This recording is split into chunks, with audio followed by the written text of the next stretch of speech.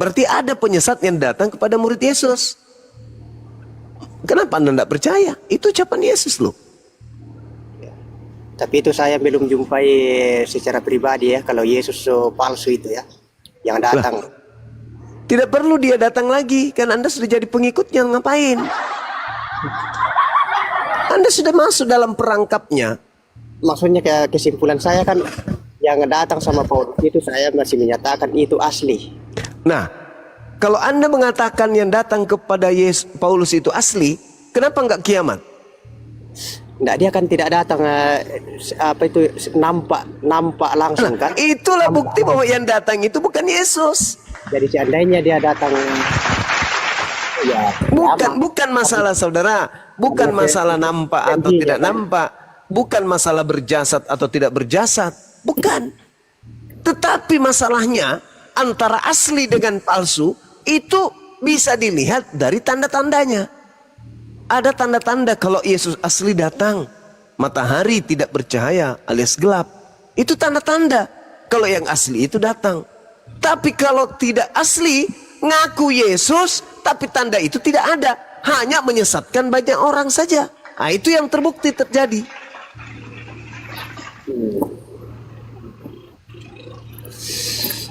itu aja saya kesimpulan saya bahwa bagaimanapun itu, makanya saya diam terus kan, karena di sini saya masih meyakini bahwa yang datang kepada Paulus itu masih asli. Nah, itulah bukti Anda tidak percaya, karena Yesus mengatakan kalau ada yang datang kepadamu memakai namaku, berkata ada Yesus di sini, ada Yesus di sana, jangan kamu percaya. Itu perintah. Ini saya menyimpulkan seperti itu kan, bahwa yang saya tidak akan percaya kalau dia nampak loh, seperti kita ini kan. Justru karena tidak nampak itulah, maka itu bukan Yesus. Karena kalau yang asli datang, dia nampak. Karena kalau yang nampak nanti itu ya kecuali hari kiamat loh. Belum kiamat sudah ada Yesus nampak, itu saya tidak percaya itu. Ya justru karena itu bukan Yesus. Karena kalau Yesus datang, dia nampak. Apa sih orang ini? Kalau Yesus yang asli datang, dia nampak sebagai anak manusia. Tapi kiamat baru dia datang. Ya itu baru kiamat. Andai saja Yesus yang datang kepada Paulus, maka kiamat sudah terjadi 2000 tahun yang lalu. Susah ya. Justru karena bukan Yesus yang datang kepada Paulus, maka tidak terjadi kiamat, karena palsu yang datang. Kok susah ya? Begini Bang Sumaku yang terhormat ya. Iya, saudaraku Andreas. Ya, gimana? Maksud saya begini kan, itu kan sudah jelas bahwa hanya Yesus nanti itu akan nampak untuk kedua kalinya. Iya, kedatangan Yesus itu cuma 2 kali, dan semua kedatangannya itu nampak. Tidak pernah Yesus datang sebagai hantu, nggak ada. Tidak ada dalilnya bahwa Yesus akan datang dalam rupa suara, Yesus akan datang dalam rupa roh. Tidak ada dalil. Tidak ada dalil.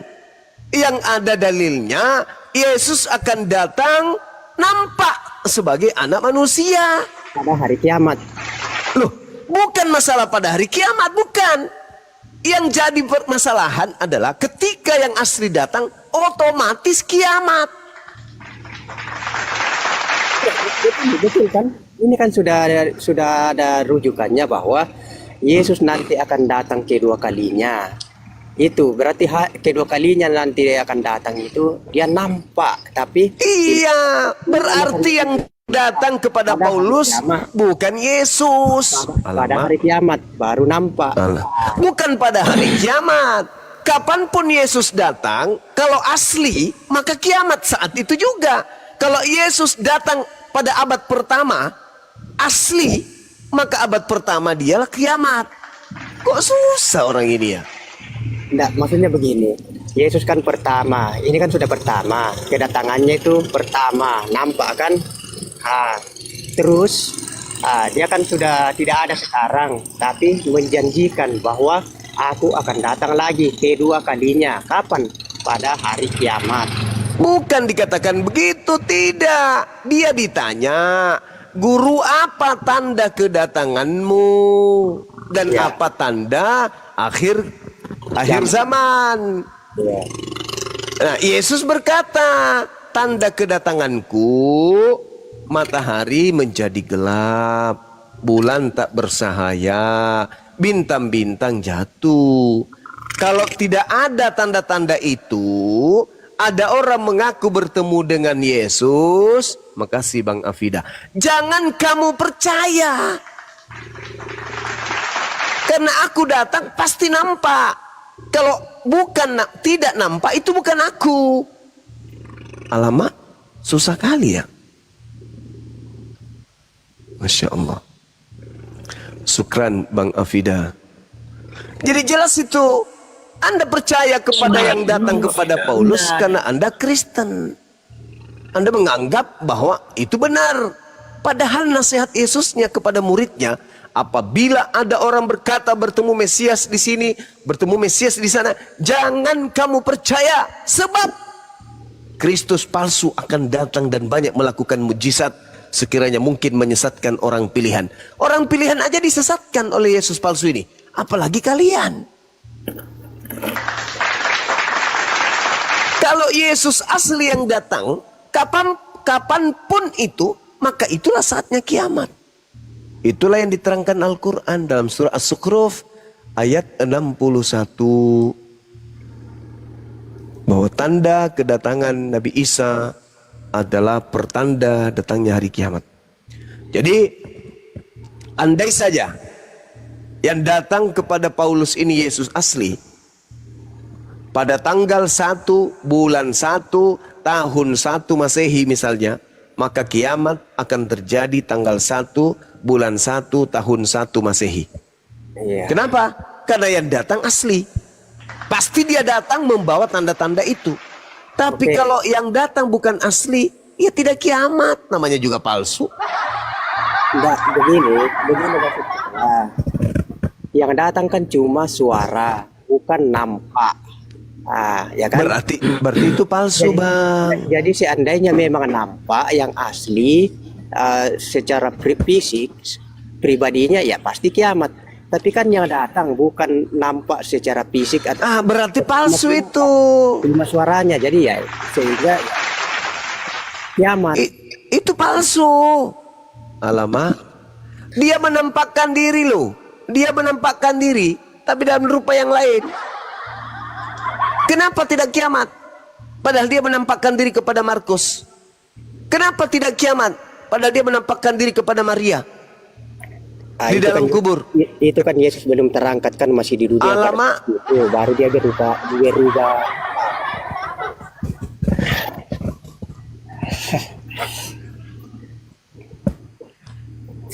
Jadi yang ada dijanjikan itu setelah dia sudah terangkat, baru dia akan datang lagi. Tapi datangnya nanti itu hari kiamat. Tapi memang nampak. Sedangkan yang datang sama Paulus ini kan tidak nampak secara fisik, secara pribadi, tetapi hanya suara. Berarti itu Yesus. Berarti itu Yesus. Jadi itu Yesus, tetapi lalu apa bedanya kalau yang datang iblis? Kalau yang datang iblis mengaku Yesus, bedanya tanda-tandanya apa? Telepon, hubung nggak nyambung kemana? Kalau iblis yang datang dan nyambung kepada Anda, itu gimana ceritanya? Kalau yang datang itu iblis, tanda-tandanya apa kalau iblis yang datang?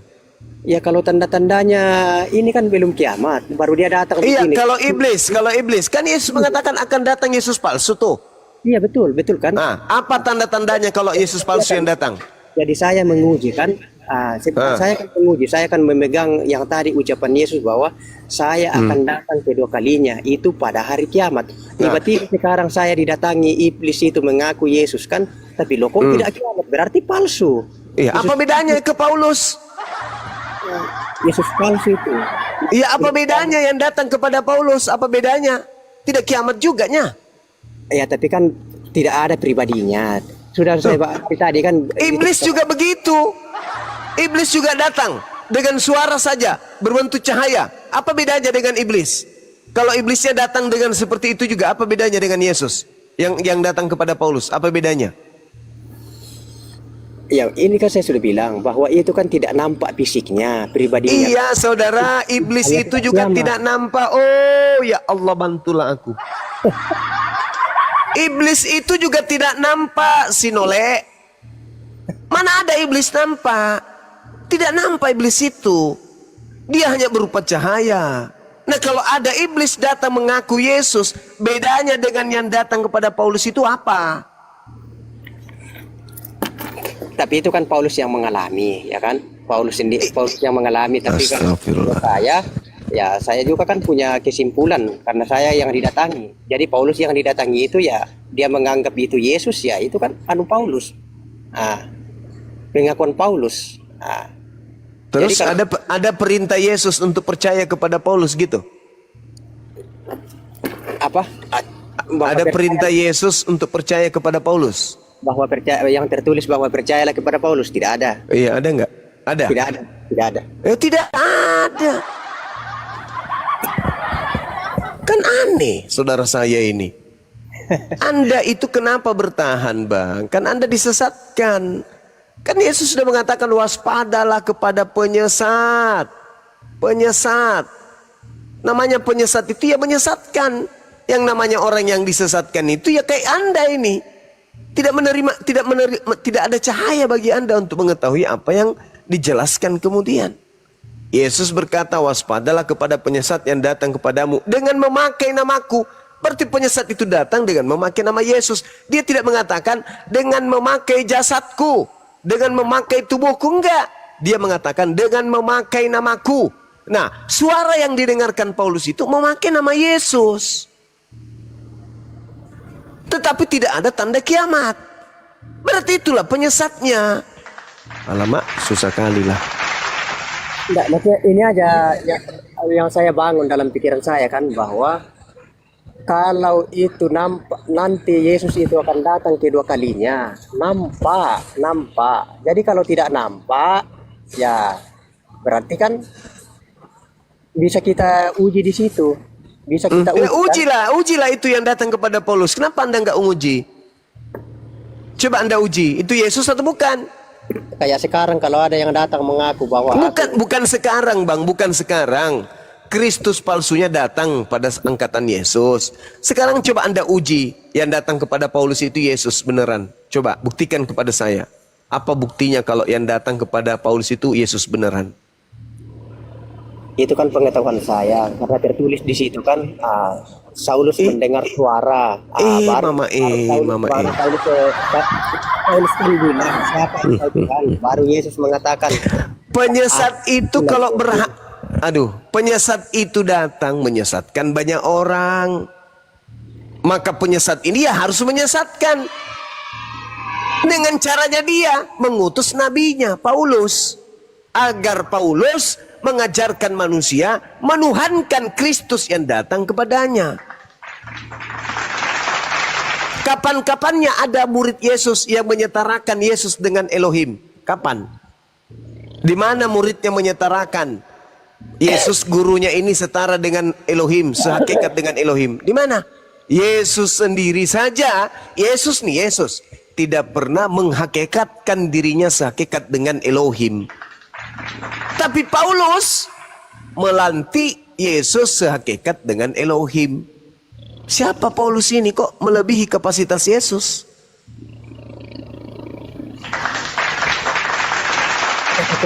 Kenapa Paulus mengatakan bahwa Yesus itu adalah Elohim?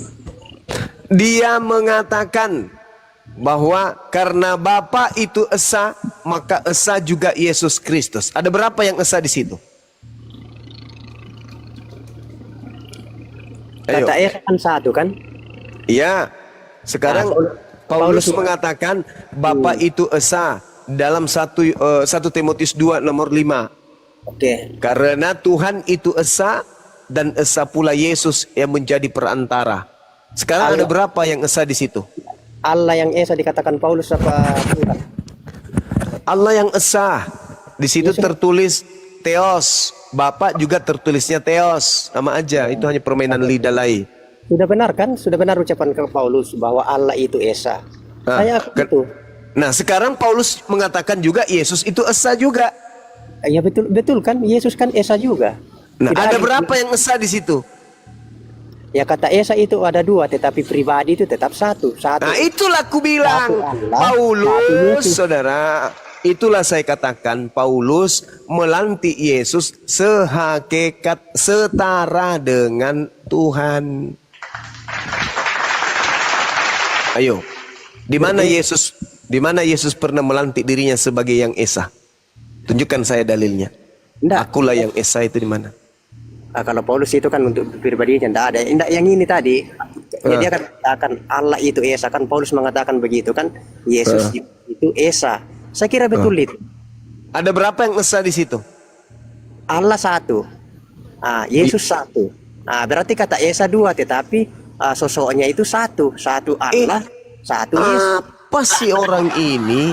Yesus itu esa dompala. Allah juga esa katanya, Kak Blama. Jadi ada dua yang esa. Tolong ini orang. Udah Anda turun deh, Anda turun. Anda istirahat, Anda perbanyak makan kulit durian. Mudah-mudahan dengan Anda makan kulit durian, otak Anda bisa sehat, normal, selayaknya manusia. Gitu ya kawan ya, daripada Anda saya makin nanti mending Anda turun. Dari tadi saya bicara sama Galimpong Kalora.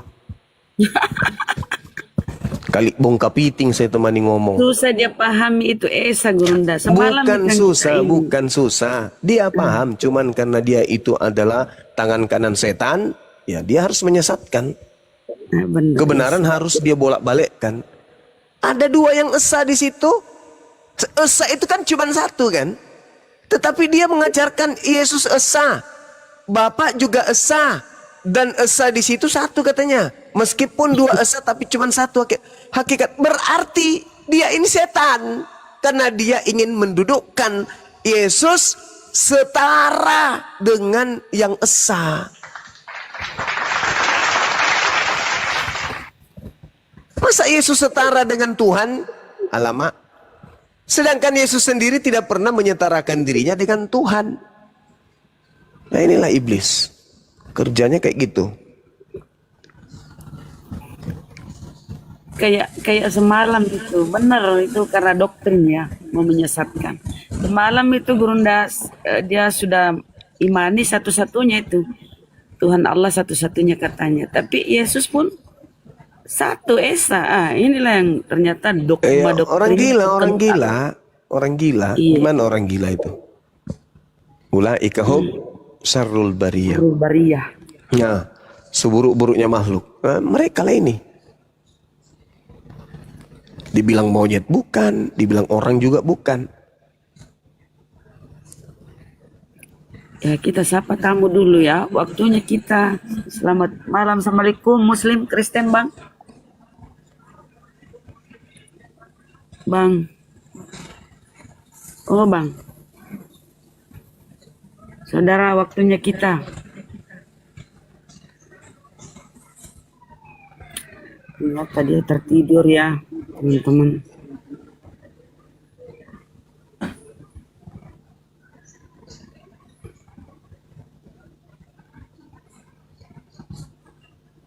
Iklan dulu, iklan. Iklan dulu. Baik. Teman-teman, yang di bawah yang menyimak 2000 lebih. Sahabat-sahabat Bang Zuma, sahabat APII, kencangkan lagi tap-tap layarnya teman-teman, dan izin yang bergabung itu langsung bergabung boleh dengan Love Or ini ya teman-temanku, sahabatku semua, biar akun kita ini kuat dan anti repot tombak-tombak yang sedang berduka cita ya pada hari ini. Diperkuat lagi teman-temanku, sahabatku semua ya. Baik, untuk teman-temanku yang di bawah yang berbahagia, Bismillahirrahmanirrahim. Kepada sahabat-sahabat API, apalagi di Islam Indonesia, tap-tap jemarinya sampai layar kalian itu pecah ya, gedor-gedor layarnya. Dan jangan lupa follow akun host, narasumber, juga akun saya sendiri. Dan jangan lupa kalian boleh 1 menit saja luangkan waktu pindah ke YouTube dan subscribe channel YouTube Bang Handi Celebes, Bang Zuma gimana, lupa saya nama channelnya, Zulkifli MM Abbas official. Official. Ah, itu teman-teman ya. Dan satu lagi Bunda Rahma, Bunda Mila, Alfi. 1 menit saja kalian pindah ke YouTube, nggak nyampe 1 menit, tinggal subscribe aja. Atau kalian bisa langsung ke bio masing-masing guru-guru yang di atas ini. Terima kasih. Baik, saya Kaisar Nero, Ketua Dewan Pimpinan Pewarta Bukit Golgota, menyiarkan langsung di live Om Handi Celebes di frekuensi 3,1 FM, ajaran kasih mati.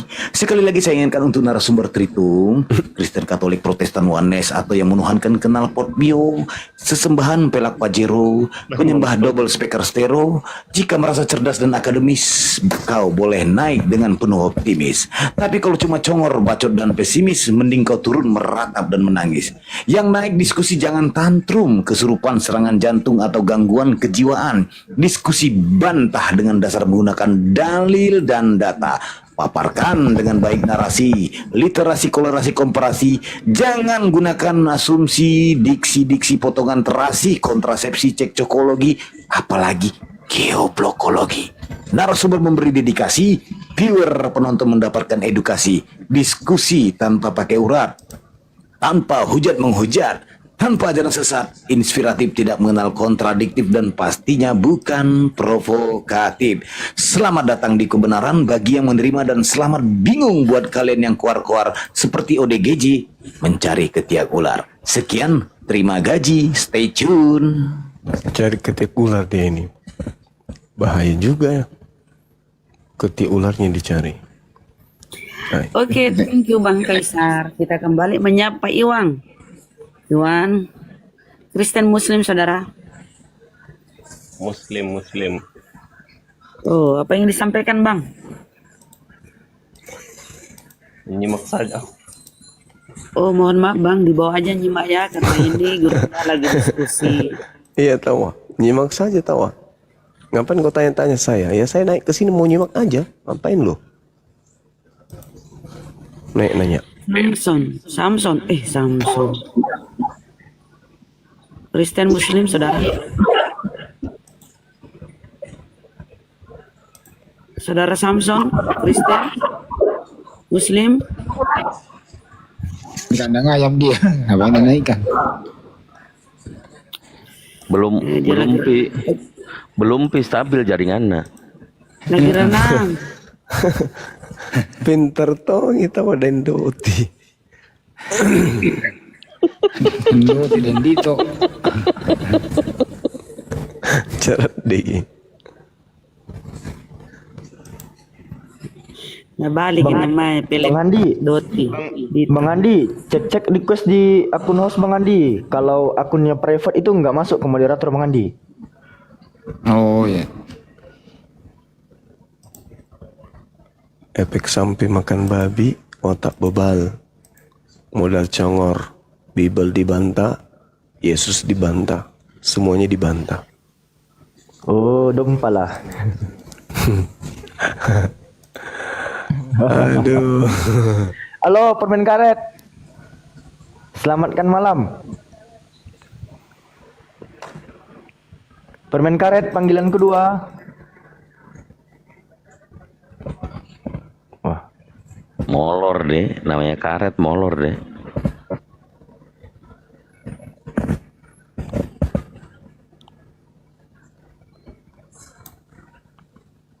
hama selanjutnya. Lagi hang nih.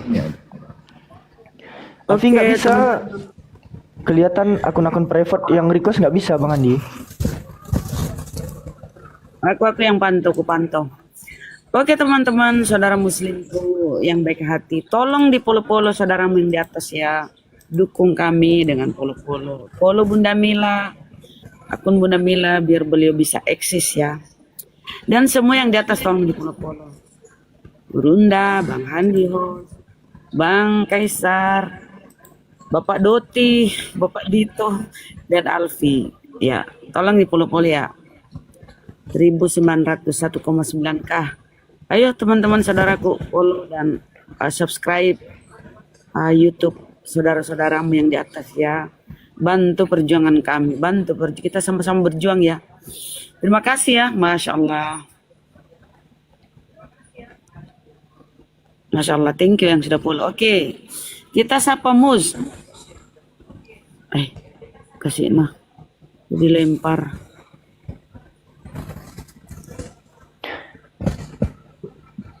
Ada dukun. Oh, kalau ada foto anak kecil nggak boleh naik.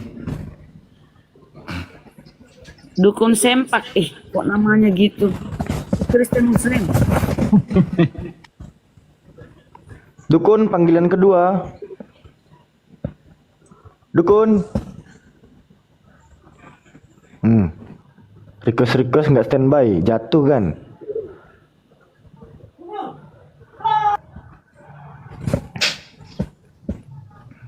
Siapa lagi tuh naik ayo. Ini ambulan hotel ini. Belum ada pasien bang. Belum ada pasien bang, dibawa dulu aja.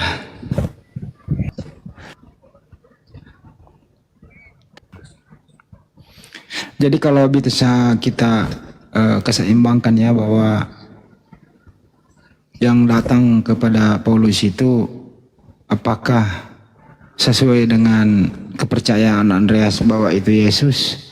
Mestinya kalau dia punya akal dia bisa mengujinya. Yesus sebelum pergi kan udah dijelaskan, semua sudah disampaikan.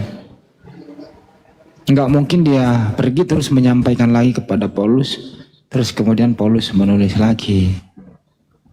Karena sebagian besar tulisan-tulisan Paulus itu tidak seirama atau kontra dengan ajaran Yesus.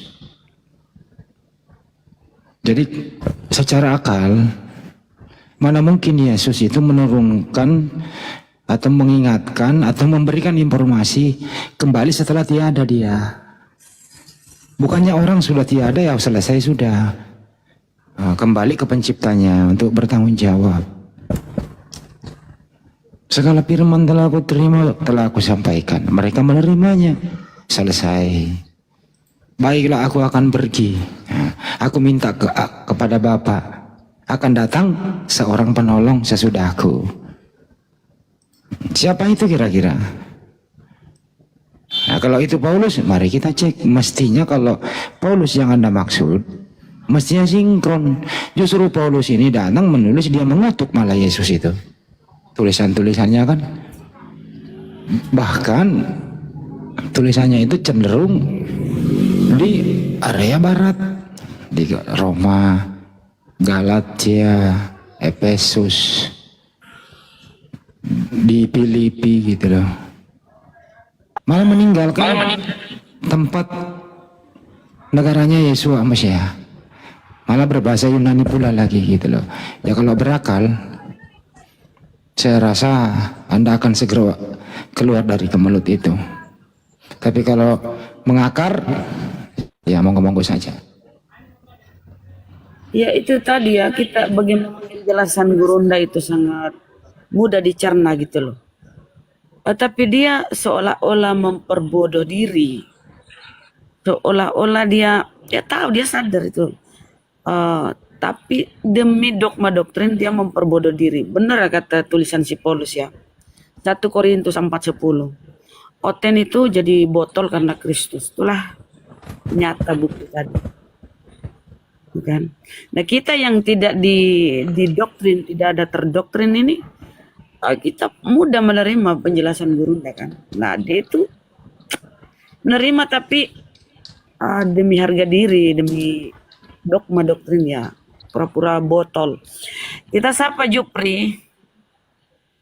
Selamat malam, assalamualaikum kalau Muslim. Jupri.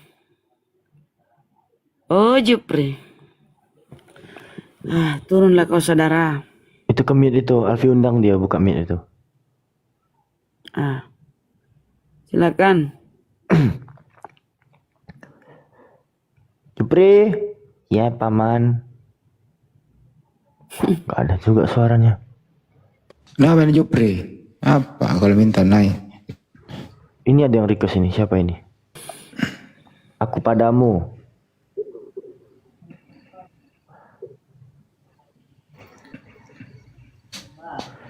Halo bang, aku padamu.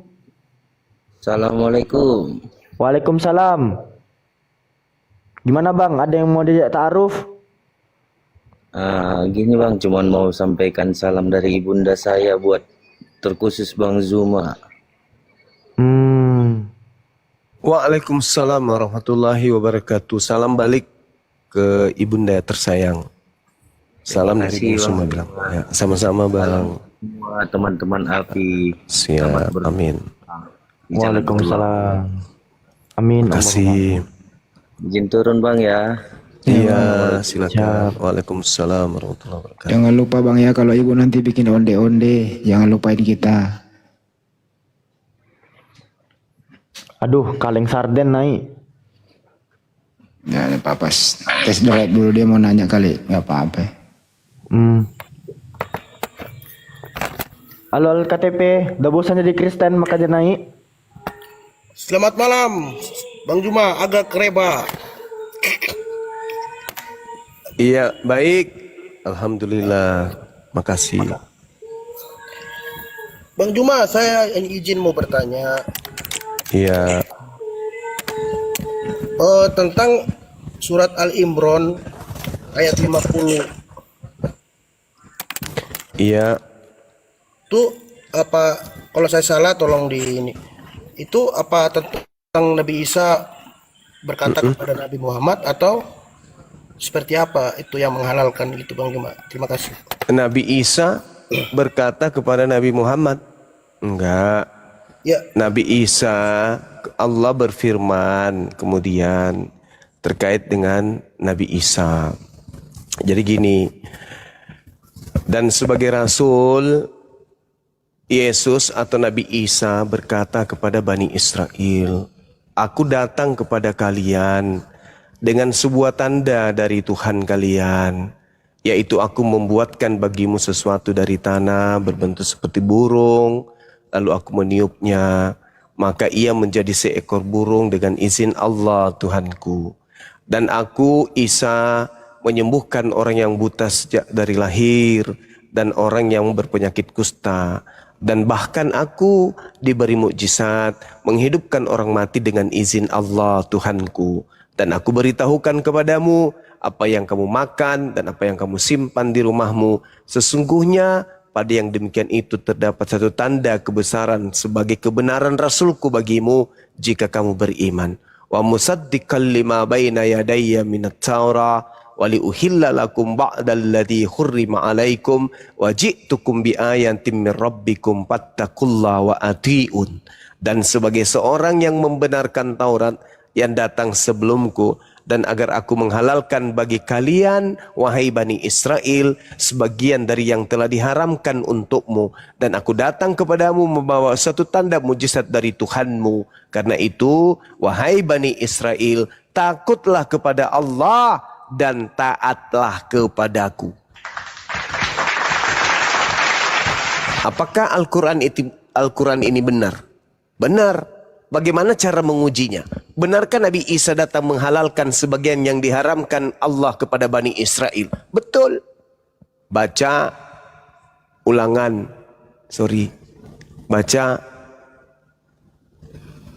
32. Bagaimana kemudian perintah yang datang kepada Bani Israel? Kuduskanlah hari Sabat. Lalu dikatakan, bunuhlah orang yang tidak melakukan Sabat. Di data nomor 14-nya di Ulangan 5. Bunuh orang yang tidak kemudian memelihara Sabat. Artinya, kalau diperintahkan kepada Bani Israel untuk mengkuduskan hari Sabat dan tidak boleh kemudian melakukan sesuatu apapun, maka tidak boleh orang Yahudi melanggar itu. Akan tetapi apa yang terjadi kepada kepada Yesus? Yesus menghalalkan melakukan aktivitas pada hari Sabat. Artinya Al-Quran tidak salah.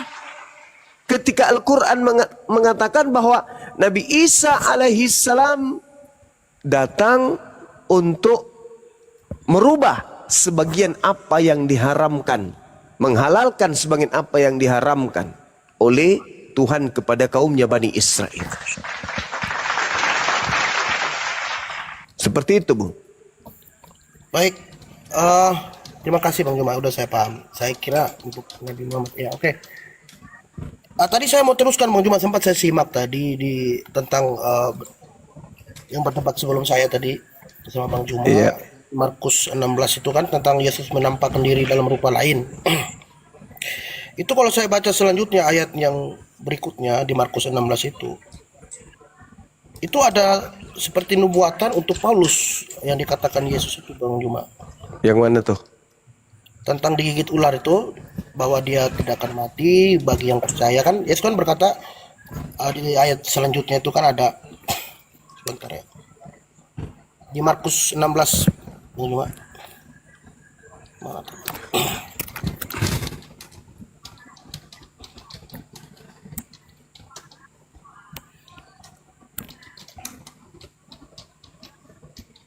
Ya, gimana?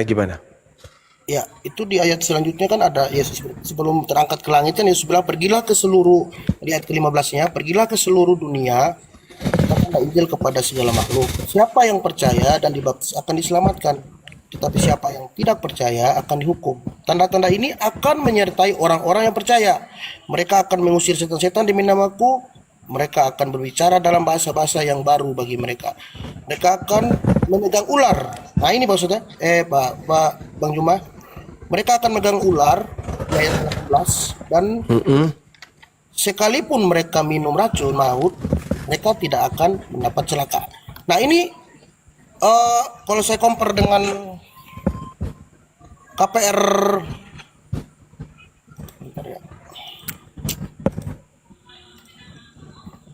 Kisah Para Rasul 28 ayat 3 sampai 6 itu kan Paulus digigit ular tapi tidak mati, Pak Ustaz. Pak Bang Juma. Iya. Jadi gini, Ya.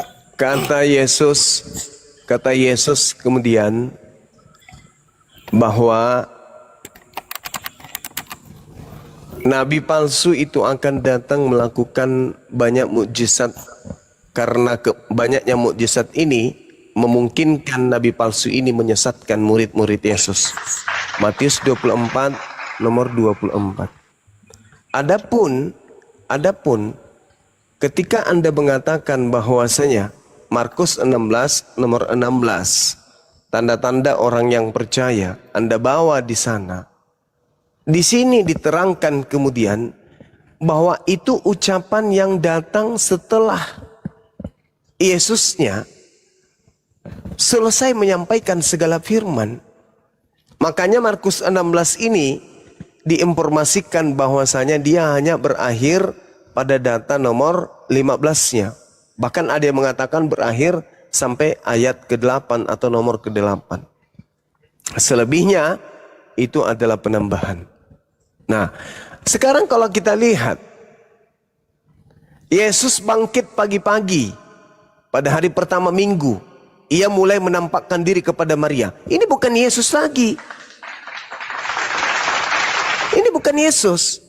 Karena Yesus kemudian tidak pernah keluar dari kubur. Yang keluar dari kubur itu adalah iblis.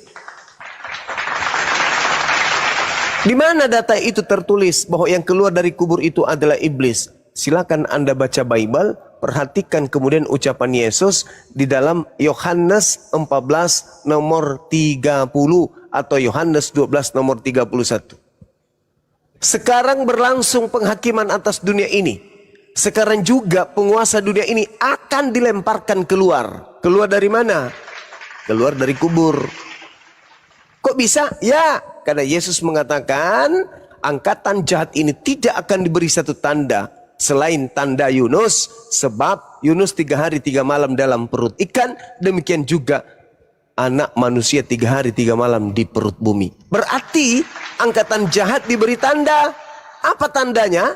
Anak manusia keluar dari kubur pada hari ketiga. Itu tanda untuk siapa? Angkatan jahat. Itu tanda untuk angkatan jahat itu. Nah, dari mana Bang Suam mendapatkan kesimpulan bahwa itu adalah iblis yang dilemparkan keluar? Baca Yesaya 14, nomor 12, 13, 14, 15. Apa yang tertulis di sana?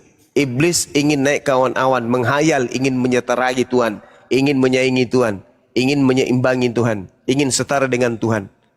Tetapi apa yang terjadi di data nomor 15-nya? Sebaliknya, justru si iblis dilemparkan ke dalam dunia orang mati, yaitu alam kubur.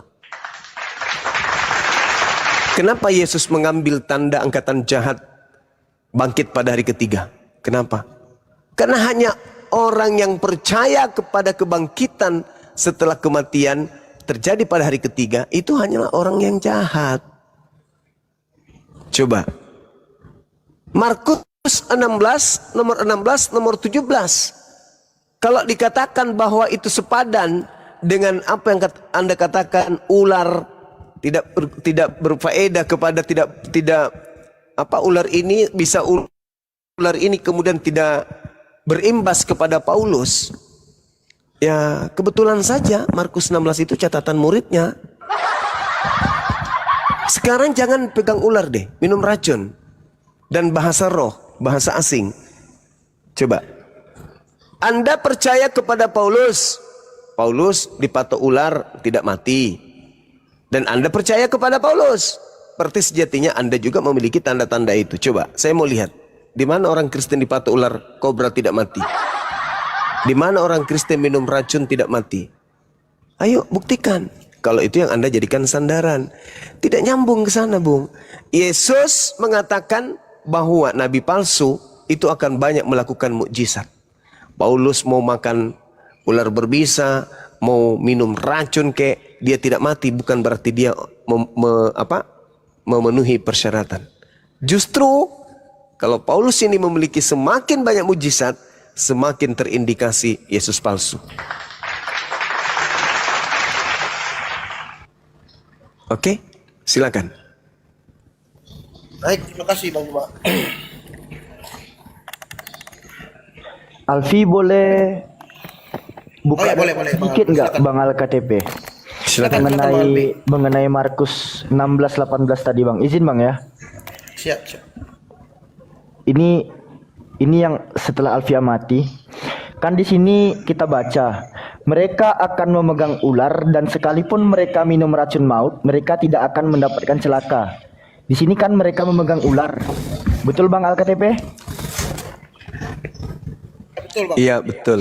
Nah, ular setelah Alfia mati, ular itu datangnya dari kata Ophes, Arosin, Kan, Tanas, Simon dan seterusnya. Ophes di sini ya. Nah, sementara kalau kita lihat apa yang dialami oleh Paulus di Kisah Para Pewarta 28, kita lihat di ayat yang keempat ya, nomor keempatnya. Ketika orang-orang itu melihat ular, di sini kan katanya ular nih. Ya. Cuman Ophes tadi nggak ada Bang. Ophes itu tadi nggak ada. Yang ada itu Totherion. Totherion ini bukan snake atau ular Bang, tapi dia itu binatang buas. Kalau kita lihat di KJV-nya itu dia beast Bang, bukan snake. Jadi pada saat itu Paulus itu dia itu terpaut di tangannya itu binatang buas Bang, bukan ular. Kalau kita lihat pun di dalam versi-versi lainnya pada terjemahan bahasa Indonesia, misalnya pada versi BMK, atau kita lihat pada terjemahan TSI. Mana di sini ya? Tadi ya. Dia tuh gak ular abangku, tapi bis, tahu nggak sih bis gitu? Binatang buas. Iya, tahu. Ya sejenis ular lah, Bang. Jadi nggak harus ular juga abangku. Karena kalau kita tinjau pun dari bahasa aslinya, di Markus tadi kan menggunakan kata Ophes. Sementara yang terpaut di tangan Paulus ini Therion, bukan Ophes. Beda Bang, beda jenis hewannya Bang. Binatang buas belum tentu ular, betul. Binatang buas belum tentu ular. Jangan-jangan kecoa yang terpegang Paulus itu. Kita kan nggak tahu. Ya sekian dari Alfi. Makasih Bang. Siap, makasih. Oke, makasih Bang Juma. Bang Iya. Alfi. Sama-sama. Ya, Ya Bangku. ini saya mau oke ya benar Bang Juma. Ini saya mau tanya surat 6 Bang Juma ya, tentang surat 6 ayat 146 yang menjelaskan tentang larangan bagi orang Yahudi terhadap beberapa jenis hewan hewan lemak yang hewan tertentu. Kan ayat ini kan seperti mengharamkan segala hewan gitu, termasuk onta. Onta apa diharamkan apa gimana Bang Juma? Kalau bagi Bani Israel itu, bagi Bani Israel itu mereka diharamkan. Bagi Bani Israel, kan itu ujian bagi mereka. Iya.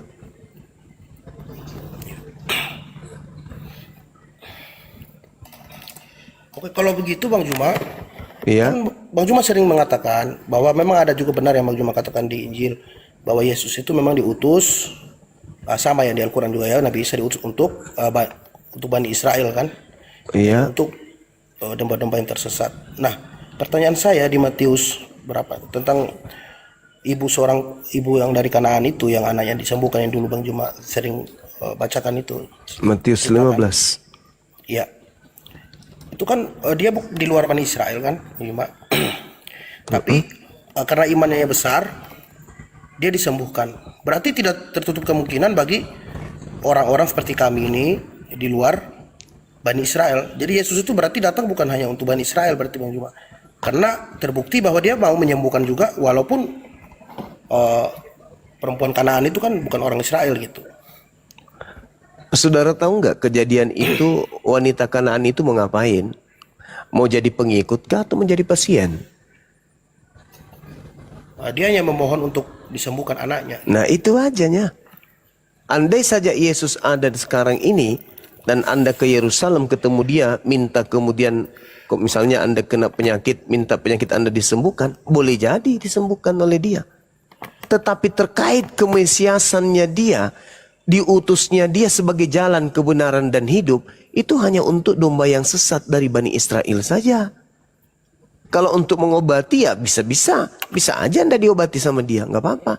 Tapi ingat, Yesus mengaminkan kalau wanita itu adalah anjing. Yesus mengaminkan itu. Apa kata Yesus? Besar imanmu. Coba. Berarti iman ibu ini yang mengatakan dirinya anjing, itu iman yang benar. Kepercayaan yang benar. Bahwa di luar Yahudi yang percaya kepada Yesus disebut anjing. Itu kata Yesus. Andai saja wanita ini berkata, benar Tuhan, tapi bukankah domba makan remah-remah yang jatuh dari meja tuannya? Lantas Yesus berkatakan, hai ibu, besar imanmu. Berarti Yesus mengaminkan kalau ibu itu domba. Sayangnya tidak. Ibu itu mengatakan, betul Tuhan, bukankah anjing makan sampah yang jatuh dari meja tuannya? Yesus mengatakan, besar imanmu. Dengan kata lain, Yesus mengaminkan wanita itu adalah anjing. Silakan. Baik, makasih Bang Juma ya. Udah saya paham. Saya mau tanya Bang Juma, ini kan di Yeremia 25 nih. Yeremia 9 ayat 25. Iya. Di sini saya bingung ya, saya baca nih. Sebentar. Lihat, waktunya akan datang, demikianlah firman Tuhan, bahwa aku menghukum orang-orang yang telah bersunat kulit katannya. Iya, dibaca nomor selanjutnya. Ini firman Tuhan ya, ya.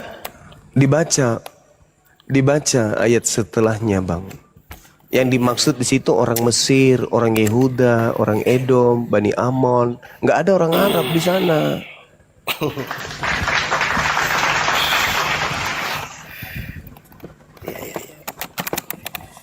Tapi ada Bang Juma orang-orang yang diam di padang gurun. Sebab Di mana? segala bangsa tidak bersunat dan segenap kaum Israel tidak bersunat hatinya. Iya, dikatakan memang seperti itu. Orang-orang yang diam di padang gurun, sebab segala bangsa tidak bersunat. Nah, padang gurun Arab itu kan orang bersunat, Bang.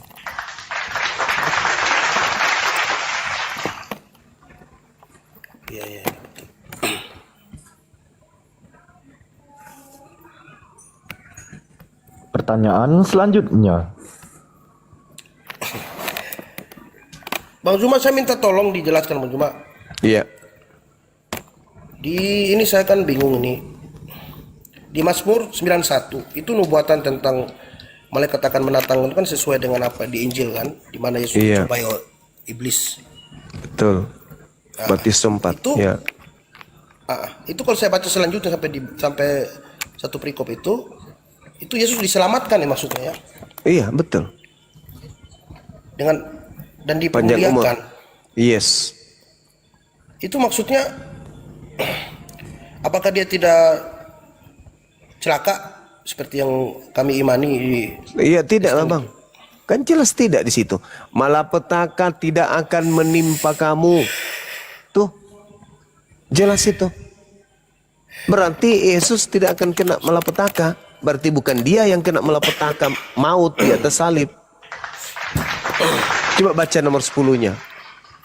Bahkan dikatakan di nomor 8, engkau hanya menonton dengan matamu sendiri dan melihat pembalasan terhadap orang fasik. Siapa orang fasik ini? Baca Amsal 17 nomor 23. Pemakan suap adalah orang fasik. Siapa yang makan suap? Yudas. Berarti dengan kata lain, engkau hanya menonton dengan matamu sendiri dan melihat pembalasan terhadap Yudas.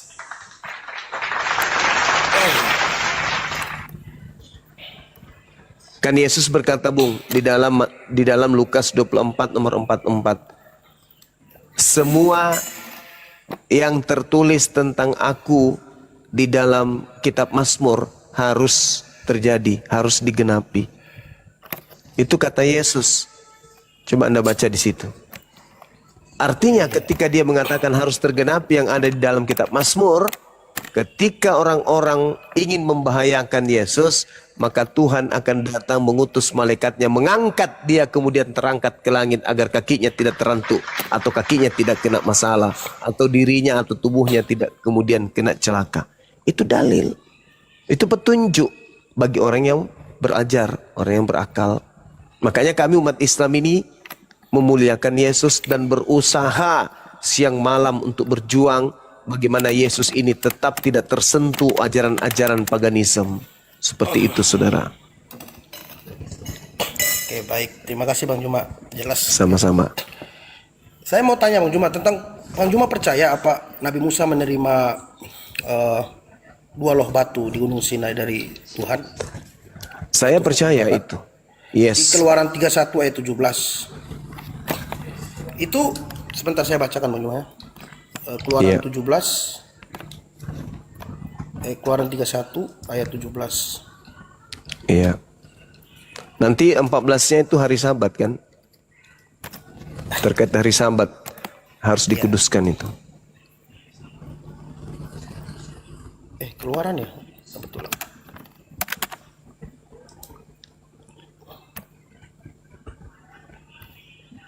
Keluaran 18 ya. Sorry. Dan Tuhan memberikan kepada Musa setelah ia selesai berbicara dengan dia di Gunung Sinai kedua loh hukum Allah, loh batu yang ditulis oleh jari Bang Juma, oleh jari Allah. Nah, ini kalau saya compare dengan Yohanes 8 ayat 3 Bang Juma. Waktu orang Farisi dan ahli Taurat membawa perempuan yang sedang berzina kepada Yesus. Sebentar ya. Yohanes 8 ayat 3 sampai Yohanes 8 ayat 3. Maka ahli-ahli Taurat dan orang-orang Farisi membawa kepadanya seorang perempuan yang kedapatan berzina. Iya Bang Juma ya?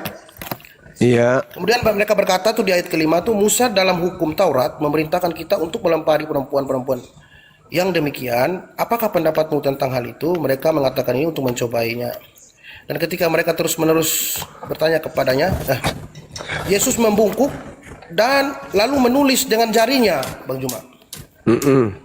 Jadi ini dengan jarinya di tanah, sama seperti Musa tadi menerima dua loh batu itu dengan ditulis dengan jari Allah. Nah di sini waktu mereka memaksa Yesus itu Yesus membungkuk lalu menulis dengan jarinya di tanah. Dan ketika mereka terus-menerus bertanya kepadanya, ia pun bangkit berdiri dan lalu berkata kepada mereka, barang siapa di antara kamu tidak berdosa, hendaklah ia yang pertama melempari batu kepada perempuan itu. Lalu mereka pun pergi satu persatu. Gitu Bang Juma.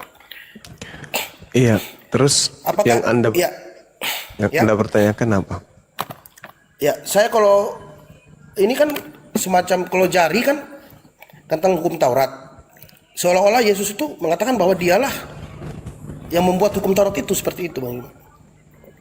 Karena dia membungkuk dan menulis dengan jari di tanah. Sama seperti di Daniel 5 ayat 5 juga ada jari-jari yang menulis di dinding itu, yang menampakkan diri kepada raja itu, yang jari yang menulis di dinding, lalu mereka tidak dapat menerjemahkan tulisan itu, Bang. Apakah ini ada sangkut pautnya gitu, maksudnya ada kompernya dengan? Jadi sebenarnya begini, Bung. Apakah dia Tuhan itu sendiri Yesus ini atau bagaimana, Bang? Oh jelas bukan. Kalau cuman karena menulis, Pak Bom juga menulis. Jadi gini. Jadi gini, saudara.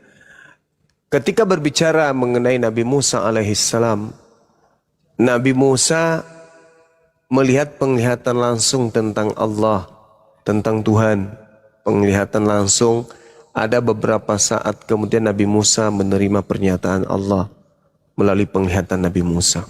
Sama seperti di Al-Quran juga demikian adanya.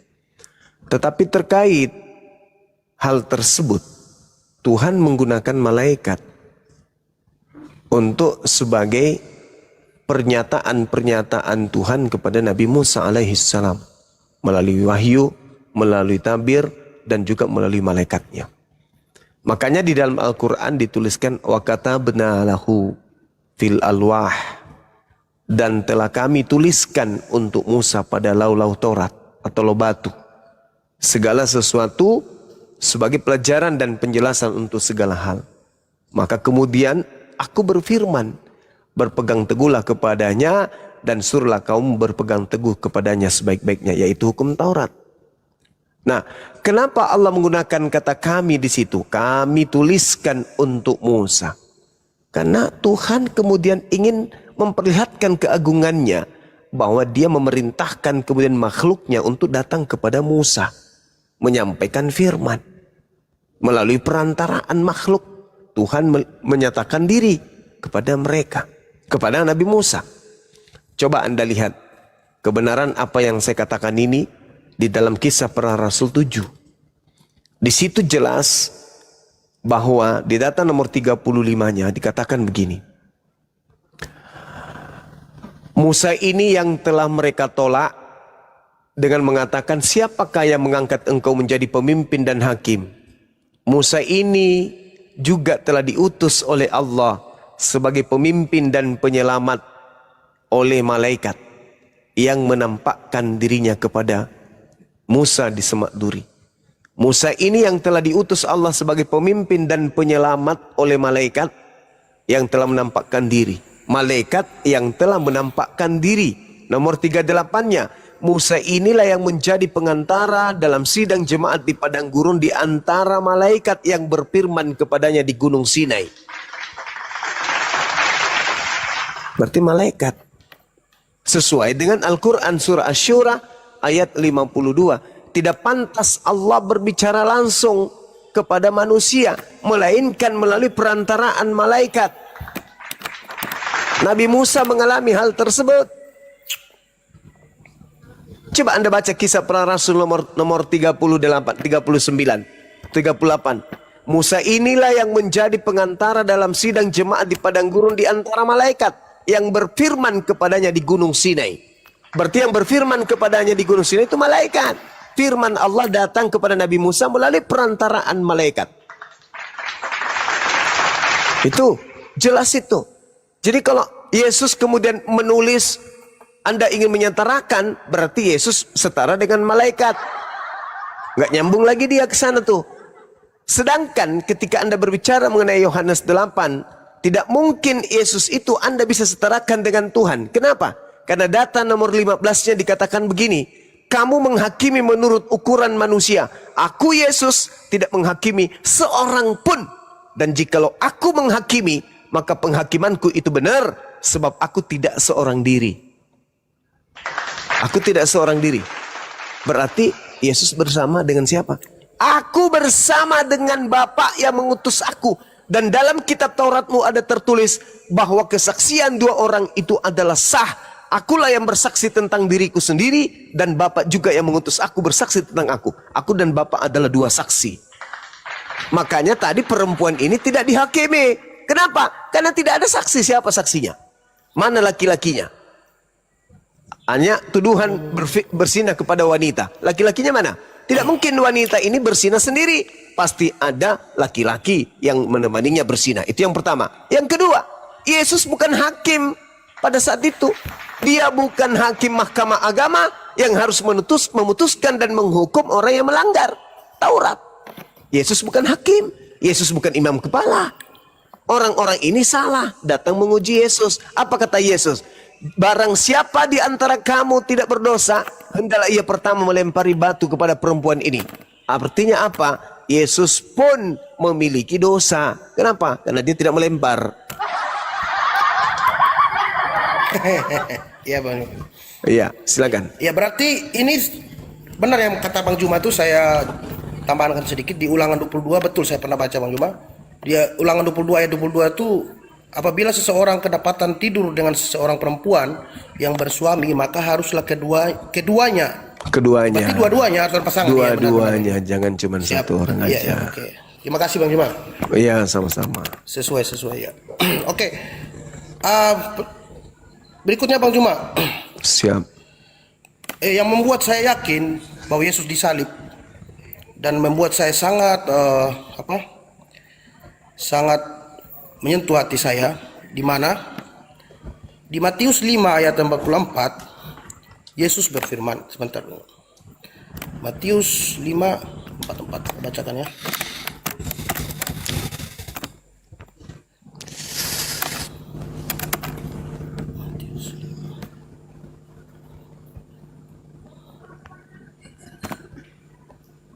Matius 5:44. Tetapi aku berkata kepadamu, kasihanilah musuhmu dan berdoalah bagi mereka yang menganiayamu kamu.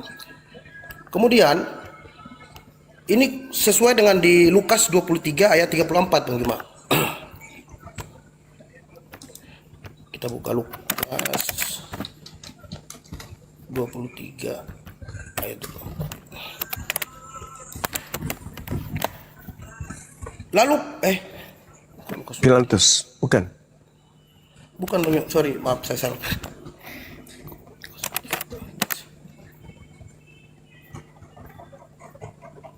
Tiga 34 Bang Juma. Lukas 23 34.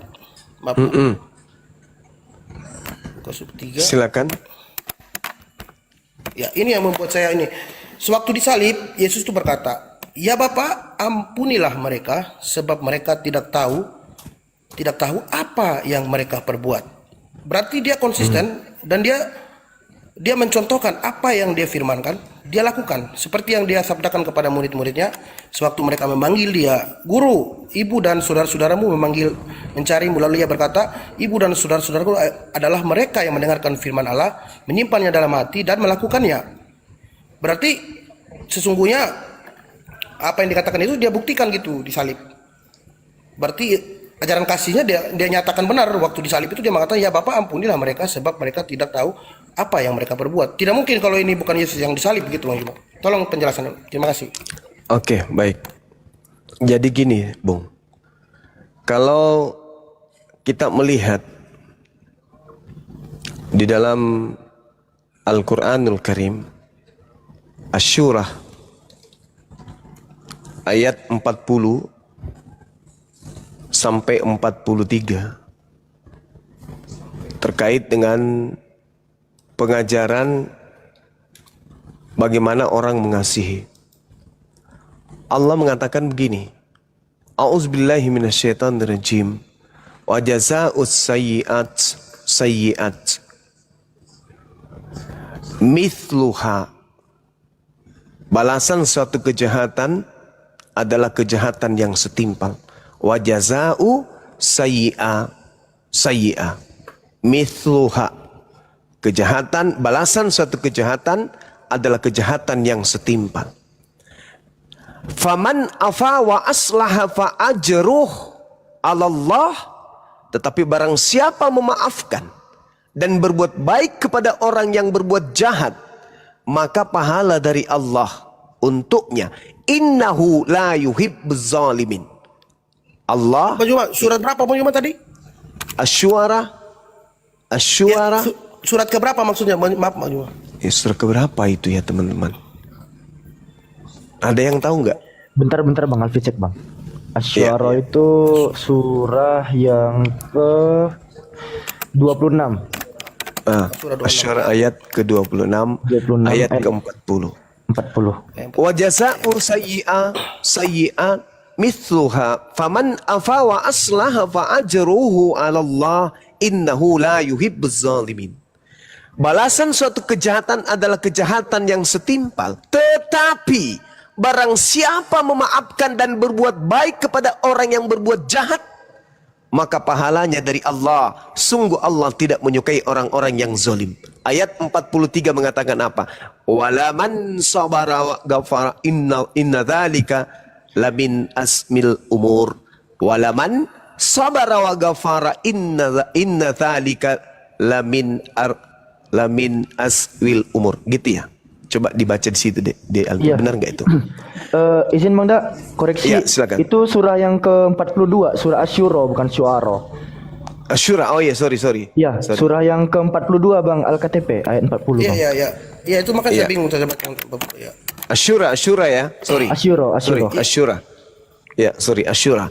Di situ dikatakan, tetapi barang siapa bersabar dan memaafkan, sungguh yang demikian itu termasuk perbuatan yang mulia. Ini di Islam. Kalau tadi saudara berkata, Lukas 24, Yesus berkata, ya Bapa ampunilah mereka, sebab mereka tidak tahu apa yang mereka perbuat. Maka ini bukti Yesus bukan Tuhan. Ini bukti salib ini bukan karya penebusan dosa. Karena Yesus masih meminta kepada Tuhan untuk mengampuni mereka yang telah berbuat membunuh dirinya. Bukankah konsep Kristen salib itu rencana Tuhan? Berarti kalau Tuhan yang merencanakan penyaliban, seluruh yang terkait, yang terlibat, yang bersinggungan terjadinya penyaliban sehingga eksekusi itu terjadi, maka mereka semuanya adalah pahlawan sebagai orang yang bekerja menurut firman Tuhan. Faktanya ternyata Yesus berdoa supaya mereka diselamatkan, supaya dosa-dosa mereka diampuni. Itu yang pertama. Kedua, ketika Anda membawa Matius 5, tetapi aku berkata kepadamu, kasihilah musuhmu dan berdoalah bagi mereka yang menganiaya kamu. Ini teori. Ini teori, Bang. Teori yang dimasukkan oleh orang-orang Katolik, orang-orang Roma, ketika mereka mendoktrin jajahan-jajahan mereka, supaya ketika orang-orang gereja dari Katolik turun ke lapangan, mereka semua harus tunduk kepada gereja. Mereka semua harus tunduk kepada aturan-aturan gereja, mengatasnamakan Yesus.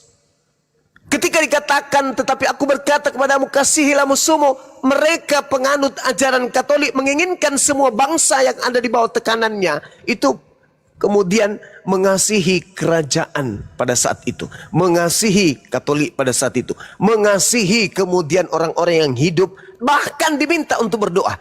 Apakah Kristen bisa melakukan ini? Tidak. Justru Kristen melakukan apa yang ada di dalam Al-Quran. Wa jazaa'u sayyi'atin sayyi'a mithluha. Bang Suma dituduh melakukan kemudian kejahatan. Apakah dimaafkan? Tidak. Justru dilaporkan di polisi. Yang mereka praktekkan itu adalah ajaran Islam malah. Kejahatan harus dibalas dengan kejahatan yang setimpal. Karena Bang Suma dianggap jahat, maka dia harus diberi balasan yang setimpal. Laporkan ke polisi. Tetapi kata Allah, barang siapa memaafkan dan berbuat baik kepada orang yang berbuat jahat, maka pahalanya dari Allah. Si Dosman melihat si logika melakukan kejahatan, menginjak Bible. Apa yang dilakukan oleh si Dosman? Memaafkan. lantas memberikan si logika uang 500.000 cepet. Berbuat baik, dia mempraktikkan Al-Quran. Dan Al-Quran mengatakan, wala man sabara wa ghafara inna dzalika la min azmil umur. Tetapi barang siapa bersabar dan memaafkan, sungguh yang demikian itu termasuk perbuatan yang mulia. Lebih hebat di Islam karena ini terimplementasi dengan apa? Dengan praktek. Sedangkan di Kristen mana ada? Sekarang kalau kita lihat Kristen yang tertua, tua mana Kristen Belanda dengan Kristen Indonesia? Lebih tua Kristen Belanda. Kalau ini dipraktekkan, tidak ada penjajahan Belanda ke Indonesia. Karena pribumi bukan musuhnya. Pribumi bukan musuh Belanda. Tapi apa yang terjadi? Jangankan musuh, yang bukan musuhnya aja dihabisin. Jadi ini nggak bisa dipraktekkan oleh orang-orang Kristen. Ini hanya obat kuping yang konon ceritanya ucapan Yesus. Tapi sekali lagi saya katakan, saya tidak pernah percaya kalau apa yang tertulis di dalam Bible itu benar-benar murni ucapan Yesus. Tanpa ada penambahan, tanpa ada pengurangan, tanpa ada edit-editan, tanpa ada pesanan dari penguasa Romawi pada saat itu. Sampai hari ini. Begitu juga penguasa lembaga Bible Indonesia, ketika mereka kemudian ingin merevisi, mengoreksi isi kitab mereka sendiri, tentu itu ada pesanan-pesanan tertentu dari sekutu-sekutu gereja. Saya kira begitu, saudara. Jadi Yesus nggak bisa lolos. Ya, silakan. Ya, terima kasih Bang Juma. Saya jelas itu saya Pak. Oke, saya pertanyaan selanjutnya Bang Juma. Saya kan baca surat Sirah Nabawi ini, Ya. tentang pamannya, bukan Sirah Nabawi tentang Nabi Muhammad, Bang Juma. Iya, iya. Ini saya mau tanya Bang Juma, ada pertanyaan, saya timbul pertanyaan tentang pamannya Nabi yaitu Abu Lahab. Iya. Itu paman kandungnya, mengapa ia membenci dan menghalang-halangi ajaran Nabi Muhammad tentang tauhid gitu. Iya, Dan baik. kemudian pamannya yang satu lagi, Abu Thalib, kenapa dia mendukung Nabi Muhammad, membela karena darah dagingnya. Namun mengapa Abu Thalib ini tidak mengikuti ajaran Nabi Muhammad yaitu tentang tauhid gitu. Terima kasih Bang Juma. Iya, baik.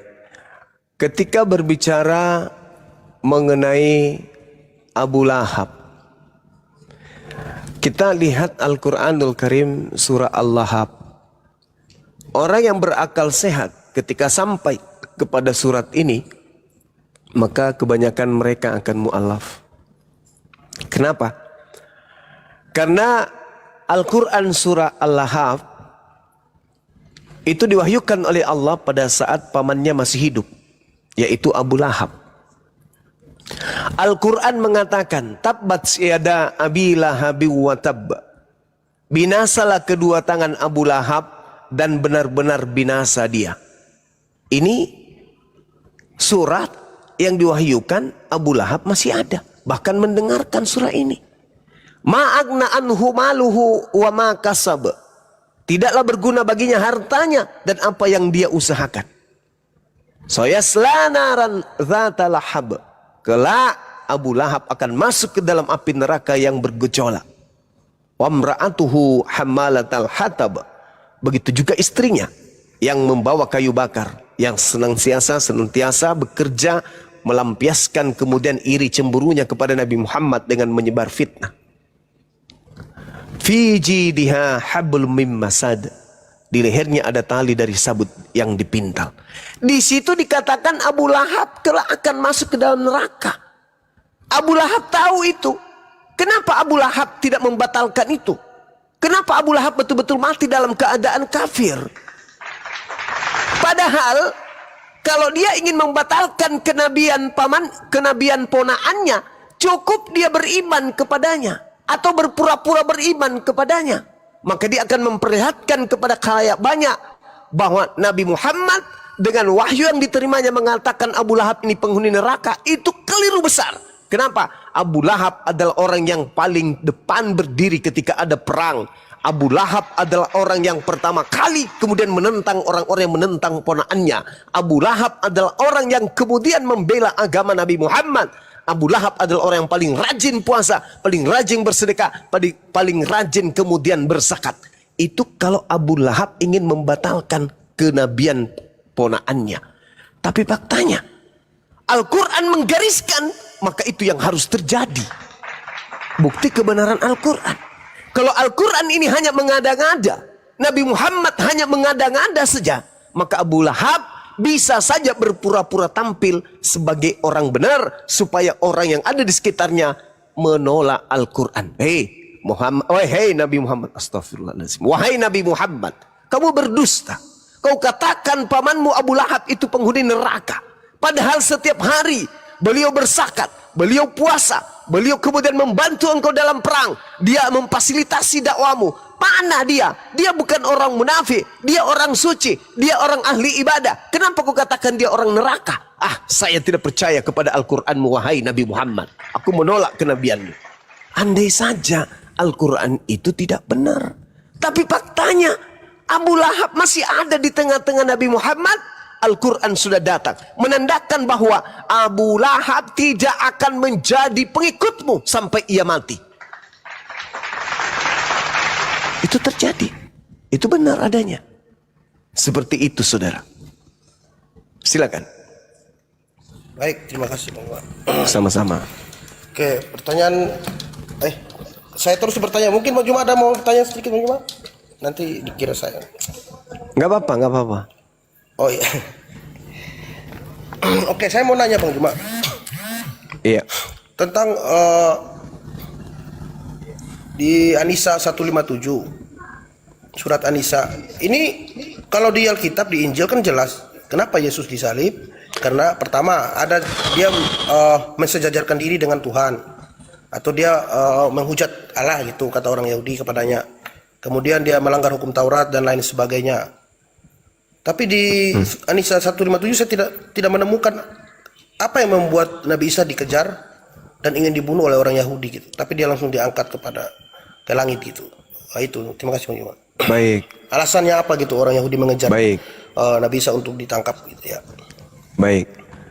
Di dalam Al-Quranul Karim, dalam surah Al-Ma'idah, Allah Subhanahu wa ta'ala menjelaskan kepada kami umat Islam bahwa orang-orang Yahudi, orang-orang Nasrani itu adalah orang yang memiliki penyakit hati.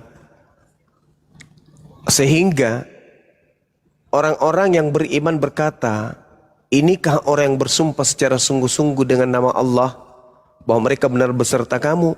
Segala amal mereka menjadi sia-sia sehingga mereka menjadi orang yang rugi.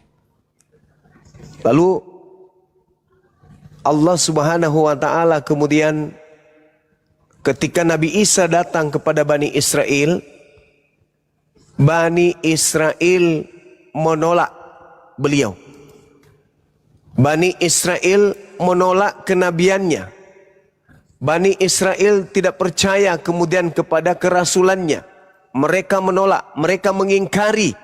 Bahkan pengingkaran yang mereka lakukan itu dia nyatakan, dia lampiaskan kepada Nabi Isa alaihissalam. Mereka tidak percaya kepada kenabiannya. Mereka tidak percaya kemudian ketika ia datang membawa beberapa mujizat di tengah-tengah mereka. Mereka malah membantah, malah mengatakan itu adalah sihir. Jadi kenapa kemudian Nabi Isa ini mereka ingin bunuh?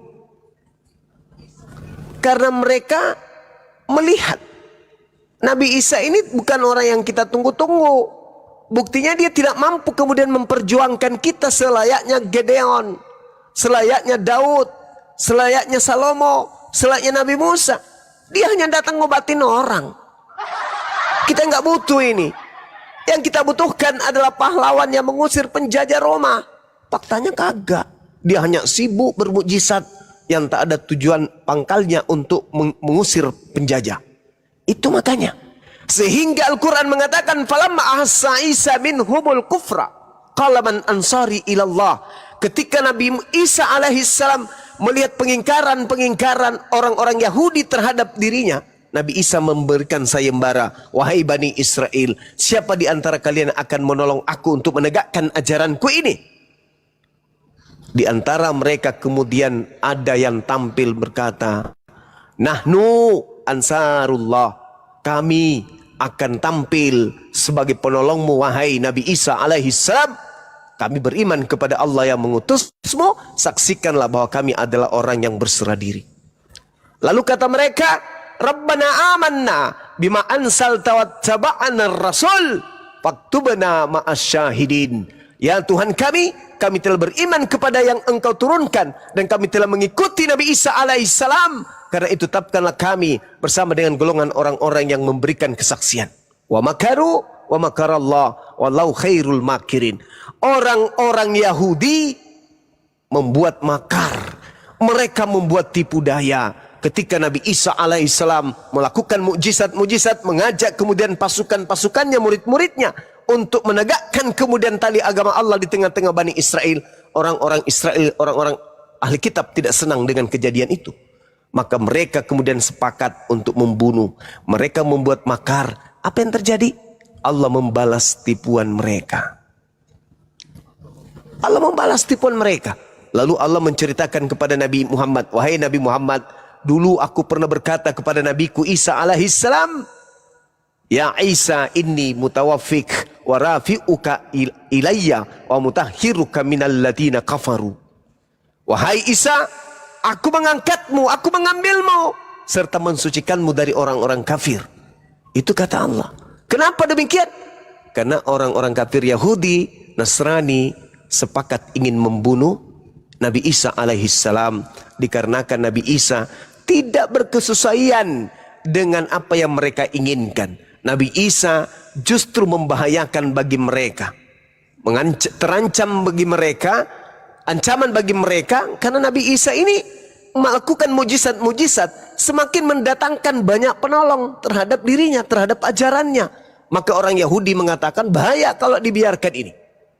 Maka mereka membuat makar, mereka membuat tipu daya. Mereka ingin membunuh Nabi Isa alaihissalam dengan tipu daya tersebut. Maka Allah menyelamatkan Nabi Isa. Itu ungkapan saudara tadi. Ketika Anda mengatakan Nabi Isa Yesus ingin dibunuh karena menyamakan Allah, menyetarakan dirinya dengan Allah, itu keliru. Itu kesaksian palsu, Bang. Agar Anda tahu kenapa Yesus itu ingin dibunuh, baca Yohanes 11 nomor 45 sampai nomor 57. Itulah alasannya kenapa Yesus ingin dibunuh, berkesesuaian dengan Al-Qur'anul Karim. Adapun karena dosa waris, karena menggenapi nubuat, karena apa segala macam tetek bengeknya, itu adalah tanggapan orang-orang Kristen yang menginginkan keselamatan, dosa-dosanya itu dihapuskan, mimpi-mimpinya. Mereka bermimpi berhayal, dosa maksiat hilang dengan percaya kepada salib. Padahal tidak begitu. Yesusnya disalib itu latar belakangnya karena orang Yahudi takut bangsanya dirampas oleh orang Roma. Baca Yohanes 11 mulai dari nomor 45 sampai nomor 57. Di situ Anda akan tamat membaca bahwa ternyata latar belakang Yesus ingin dibunuh bukan karena dosa waris, bukan karena nubuat, bukan karena rencana Tuhan, tetapi karena akal bulusnya orang Yahudi yang tidak mau bangsanya dirampas oleh Roma, maka dia harus membunuh Yesus. Karena Yesus merupakan ancaman bagi Yahudi atau Israel atau tanah Palestina pada saat itu. Silakan Anda baca, Bang. Ya, sudah saya baca Bang Juma, terima kasih. Saya sudah paham ya. Siap. Oke, yang berikutnya Bang Juma. Silakan. Saya baca di surat Maryam nomor ayat 71. Iya. Di situ saya minta penjelasan dari Bang Juma tentang apakah umat muslim memang harus ke neraka dulu sesuai dengan ketetapan atau bagaimana maksudnya Bang Juma? Soalnya Baik. Oh iya, baik. Ya. Jadi ketika kita berbicara Al-Quran surah Maryam ayat 71, di situ ada kata Rob, bukan kata ilah, tapi Rob. Wa imminkum illa wariduha kana ala rabbika hatman maqdiya. Dan tidak ada seorang pun di antara kamu. Ini yang dimaksud di sini seluruh manusia, bukan hanya Islam, seluruh manusia. Tolong dipahami sekali lagi. Yang dimaksud di sini adalah seluruh manusia. Bukan cuman satu golongan. Seluruh manusia. Izin Bang Juma, yang mana yang kata seluruhnya Bang Juma maksudnya? Kata Rabb itu iya. Bentar ya. Dan tidak ada seorang pun di antara kamu yang tidak mendatangi neraka. Hal itu bagi Tuhanmu. Tuhan di sini adalah pencipta langit dan bumi. Berarti berbicara mengenai seluruh manusia. Untuk kemudian Anda jauh lebih paham, untuk jauh memahami data ini, silakan Anda lihat di Al-Quran surah An-Nasiyat. Mulai dari ayat 45. 43. Surat keberapa? Izin Bang Juma. An-Nasiyat ayat surah ke-79. Surat 79. Surat 79. Iya, saya bacakan. Fa iza ja'atit tammatul kubra, maka apabila malapetaka hari kiamat telah datang, yauma yatazakkarul insanu ma sa'a, yaitu pada hari ketika manusia teringat akan apa yang pernah dikerjakannya kemudian di dunia. Wa burrisatil jahimu liman yara, dan neraka diperlihatkan dengan jelas kepada setiap orang yang melihat. Tuh, neraka diperlihatkan. Jadi orang mendatangi neraka untuk melihat, oh neraka betul ada, oh neraka benar-benar ada, mengerikan ya, betul ya. Nah, lalu kemudian ayat 37-nya dikatakan apa? Fa amma man tagha, maka adapun orang yang melampaui batas, wa atharal hayatad dunya, dan lebih mengutamakan kehidupan bebas di dunia, fa innal jahim hiyal ma'wa, maka sungguh nerakalah tempat tinggalnya. Jadi orang yang tadinya kemudian cinta akan dunia, mengutamakan kehidupan dunia, segala-galanya dimakan, tak ada larangan di dunia, maka apa kata Allah? Dia datang untuk melihat neraka dan juga tinggal di dalamnya. Wa amma man khafa maqama rabbih wa nahan nafsa 'anil hawa, dan adapun orang yang takut kepada kebesaran Tuhannya dan menahan diri dari keinginan hawa nafsunya, fa innal jannata hiyal ma'wa, maka tadi dia datang melihat neraka, maka sungguh setelah melihat neraka, surgalah tempat tinggalnya. Makanya dikatakan dalam surah Maryam ayat 72 dikatakan apa? Yang Anda bacakan tadi, di situ Allah Subhanahu wa taala mengatakan apa? Summa, kemudian najjil ladzina taqaw wa nazaruz zalimin wa nataruz zalimina fiha jithiya. Kemudian kami akan menyelamatkan orang-orang yang bertakwa dan membiarkan orang-orang yang zalim di dalam neraka dalam keadaan berlutut. Tadi datang melihat neraka. Lalu kemudian Allah menyelamatkan orang-orang yang beriman dan membiarkan kemudian orang zalim menetap di dalam api neraka. Itu dalilnya. Jadi kita semua akan mendatangi seluruh manusia. Sama di dalam Markus 9 nomor 49. Seluruh manusia akan digarami dengan api neraka. Dengan api. Itu sama itu dalilnya. Tetapi yang dimaksud di sana, siksaan hanya berlaku kepada orang-orang kafir. Seperti itu saudara. Jadi apakah kemudian ada pernyataan bahwa orang-orang yang masuk ke neraka ini kelak ada kemungkinan dia akan keluar dari neraka? Ada itu di dalam kitab yang Anda gunakan. Kemudian saya lupa dalilnya. Subhanallah. Di Mazmur ya, Mazmur berapa itu ya? 105 atau berapa ya? Kok jadi saya lupa ya? Keluar dari neraka. Ada itu bang. Keluar dari neraka di Mazmur 5, di Mazmur 66, Mazmur 66 nomor, subhanallah, nomor 12 coba. Coba Anda baca Mazmur 66 nomor 12. Insya Allah saya tidak keliru. Silakan. Engkau telah ya? Iya, nomor 12 coba Anda buka. Ya.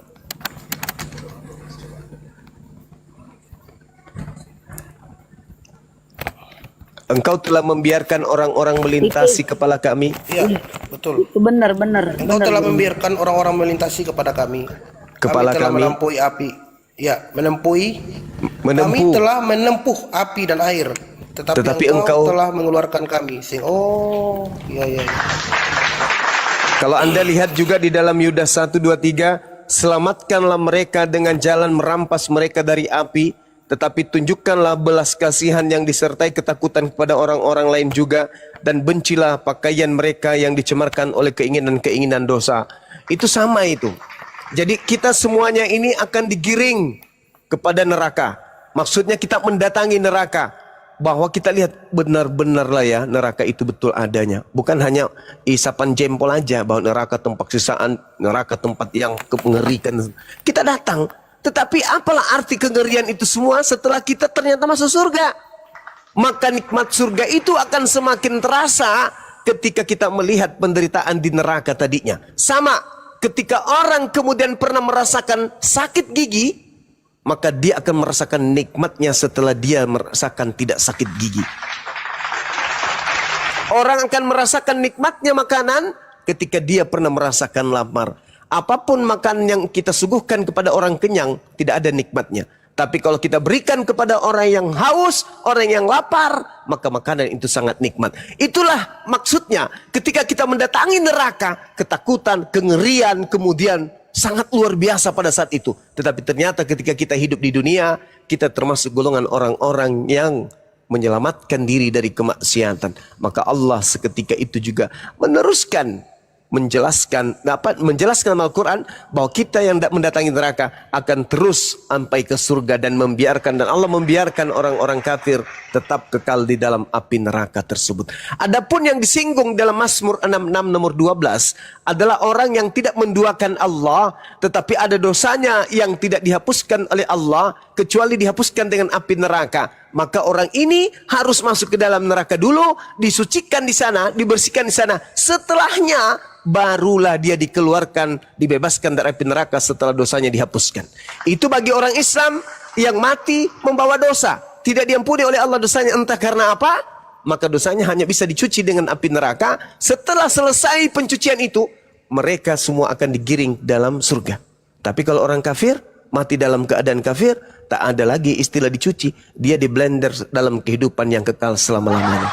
Fi nari jahannam khalidina fiha abada.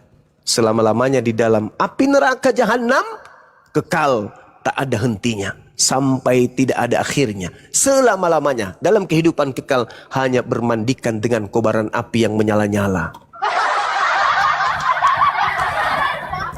Makanya sebelum roh keluar dari tubuh, maka kita harus menentukan sikap dalam hidup ini. Itu aja. Karena hanya ada dua kelompok di atas muka bumi ini. Yang pertama orang beriman dan orang yang kafir, orang yang kufur. Orang yang beriman adalah orang yang melakukan apa yang diteorikan oleh mulut, apa yang diucapkan mulut, apa diucapkan oleh mulut, diniatkan oleh hati, diucapkan oleh mulut, kemudian dibenarkan dengan perbuatan. Itu orang beriman. Mereka adalah orang yang tunduk berserah diri kepada perintah-perintah Tuhan. Kalau Tuhannya mengatakan lempari tetanggamu batu pada hari Jumat, itu pun yang lakukan. Kalau Tuhannya mengatakan jangan engkau makan nasi pada hari Jumat, itu pun yang dia lakukan. Kalau Tuhannya mengatakan ibadah sholat 50 kali sehari, itu pun dia lakukan. Itu orang beriman. Mau ditatar, mau kemudian tunduk, mau diatur oleh Tuhan pencipta langit dan bumi. Tapi kalau tidak mau diatur, itu kafir. Enak perutnya bikin aturan sendiri. Tak ada perintah, dia lakukan sendiri. Semau-maunya dia, seenak edewe. Sedangkan orang yang mau terpimpin oleh Tuhan, itu adalah orang beriman. Dalam kehidupan rumah tangga kita, tidak ada perintah-perintah orang tua kita. Itu seperti makanan tanpa sayur. Makanan tanpa garam, sayur tanpa garam. Jadi hidup yang benar adalah hidup tertata oleh perintah Tuhan. Jangan melakukan ini, jangan melakukan itu, jangan makan ini, jangan makan itu. Itu orang yang mau terpimpin oleh Tuhannya. Tunduk kepada Tuhan. Kalau ada orang yang tidak mau dipimpin, perintah-perintah Tuhan dihapuskan demi untuk memerdekakan kemudian syahwatnya, maka itu sama seperti iblis. Itu sama seperti iblis yang tidak mau diatur. Hanya sekedar satu perintah saja. Tunduklah kalian sujud menghormat kepada Adam. Oga, itu iblis. Nah, orang yang tidak mau taat kepada perintah Tuhan, itu iblis. Itu saudaranya iblis itu. Demikian saudara, silakan. Mungkin masih ada lagi sebelum saya tidur. Baik Bang Juma. Ya, silakan. Cara pertanyaan berikutnya ini kan tentang Keluaran 20 tuh Bang Juma ayat 3. Jangan ada Allah lain padamu. Nah, di 2 Tawarik 15 ayat 12. Bentar. Apa angsuran apa? 20 tahun, 15 tahun? Ya. Kalau 20 tahun subsidi pemerintah itu 1 juta per bulan. Sampai 20 tahun. Bang Kalau mic-nya bang.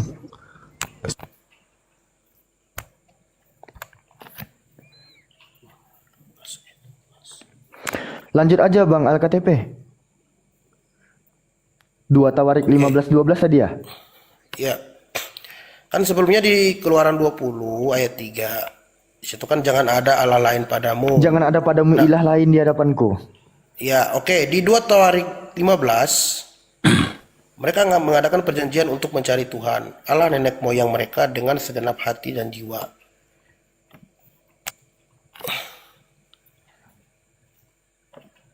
pertanyaannya?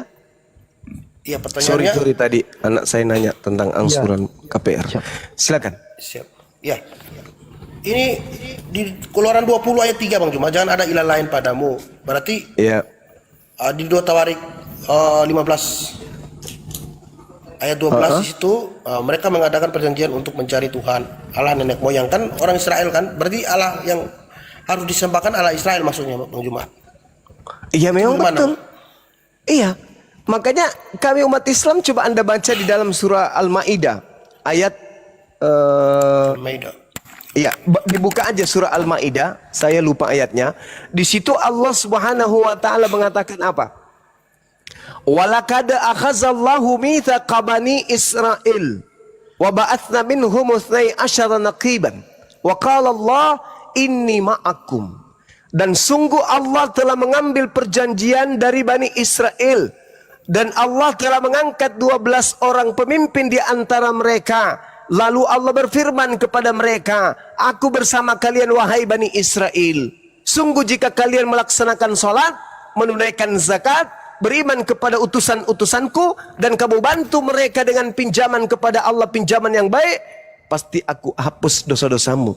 Itu kata Allah kepada Bani Israel. Bani Israel bersama dengan Allah. Tapi apa kata Allah kemudian? Baca di ulangan 1. Yesaya 1.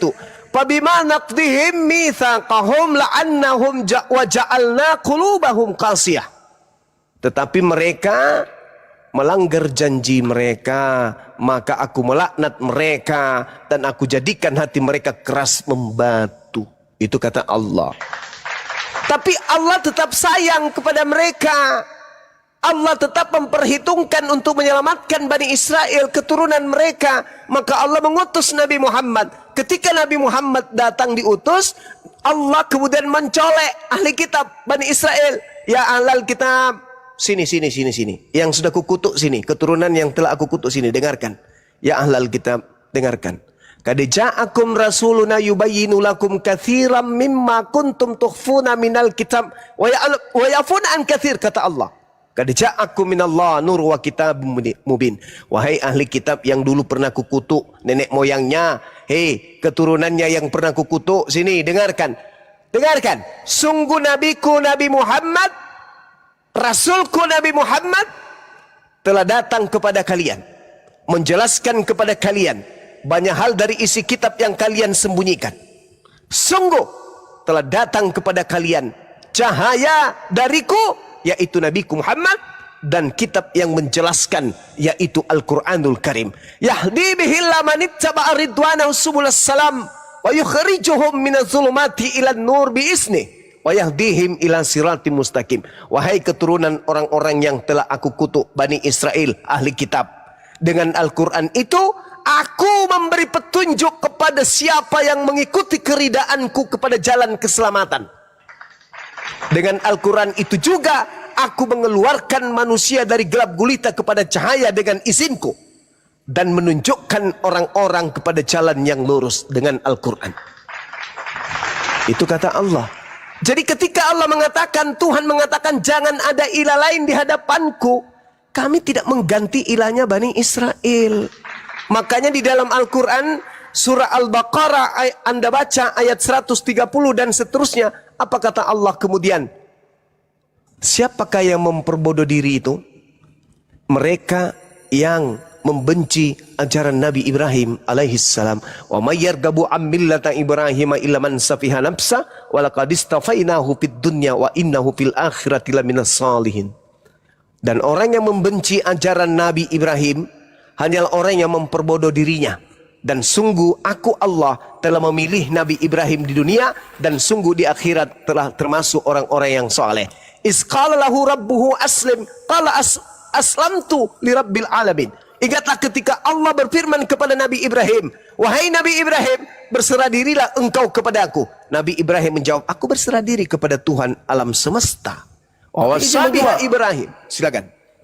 Kami Kristen tidak pernah membenci ajaran Abraham, Bang Juma. Tidak ada ajaran yang Nabi Abraham yang dibenci. Kalau tidak membenci ajaran Nabi Ibrahim, maka kurbannya bukan manusia, kurbannya harus hewan. Karena pada kaidah pengajaran Nabi Ibrahim yang dicontohkan sebagai bapak para nabi, apa?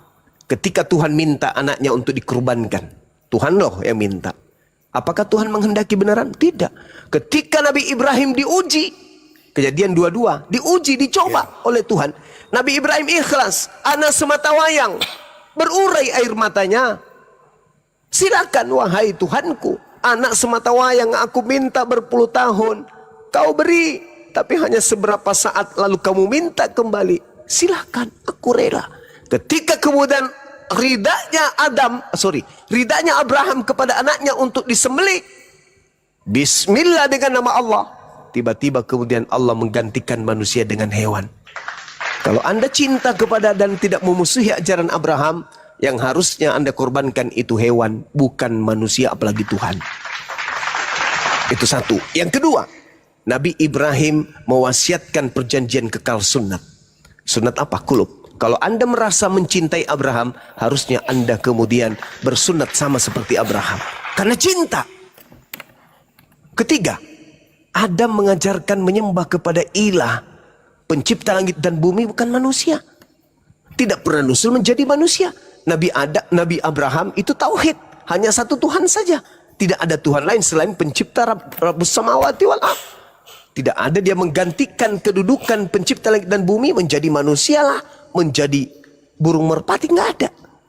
Dan itu terjadi kemudian Nabi Ibrahim hanya menyembah kepada Allah. Wa wasabiha Ibrahimu banihi wa Yaqub ya baniya innallaha astafa lakumuddin fala tamutunna illa wa antum muslimun. Nabi Ibrahim mewasiatkan ucapan kepada anak-anaknya, demikian juga Yakub. Apa kata Nabi Ibrahim? Wahai anak-anakku, sesungguhnya Allah telah memilih agama ini untukmu, maka jangan kamu mati kecuali dalam keadaan berserah diri kepada pencipta langit dan bumi. Kristen sekarang berserah diri kepada sosok Kristus yang adalah ciptaan Tuhan juga. Padahal ajaran Nabi Ibrahim mengajarkan keturunannya berserah diri hanya kepada pencipta langit dan bumi. Oke, silakan. makasih Bang Juma. Sama-sama. Lalu bagaimana di Galatia 5 ayat 2 Bang Juma? Di situ kan menjelaskan kalau kamu bersunat ya percuma. Itulah. Itu ajaran siapa? Coba Anda baca tunggu. Ya. Anda baca Matius 7, Bang. Matius 7. Ya. Anda baca kemudian di data nomor 15-nya.